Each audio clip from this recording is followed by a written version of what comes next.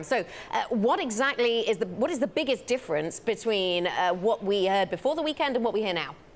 Well, thanks for having me. The biggest difference, of course, from this piece of legislation put out by Senate Majority Leader Mitch McConnell's office literally just minutes ago is that it's going to incentivize and encourage Americans to keep health care insurance. You'll remember that the original proposal scraps the Obamacare individual mandate. But, of course, all eyes now going to be headed toward those conservative senators, people like Senator Rand Paul, Ron Johnson, Mike Lee, and Ted Cruz, who oppose this piece of legislation. They say it's not conservative enough.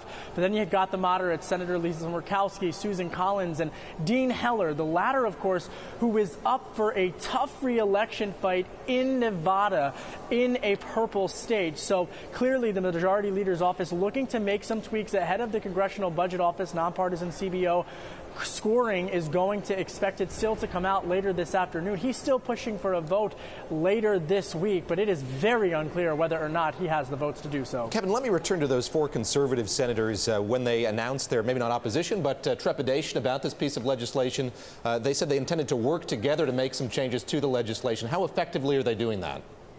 Well, look, I mean, I think when you talk to conservatives, David, they say that this is just not what they had campaigned on during the election for the past 8 years. But then you talk to more moderates, and they have issues with the defunding of Planned Parenthood. They have issues with the opioid treatments, which, of course, is nowhere near the $40+ billion that they were hoping for. They've only got about $2 billion in this piece of legislation. So I think that as folks continue to have these negotiations, the Majority Leader is going to have to weigh the 4 or so conservative senators who are against this versus the 4 or so moderates. He can only afford to lose 2 votes. This is very much like political deja vu all over again with what we saw in the House of Representatives. I can tell you that I spoke with a political advisor to the White House who tells me that the White House is going to be all in helping to get what they feel is Senator Heller across the finish line. They feel if they can get Senator Heller, again, up for a tough re-election fight, that they'll be able to attract other moderates to come on board.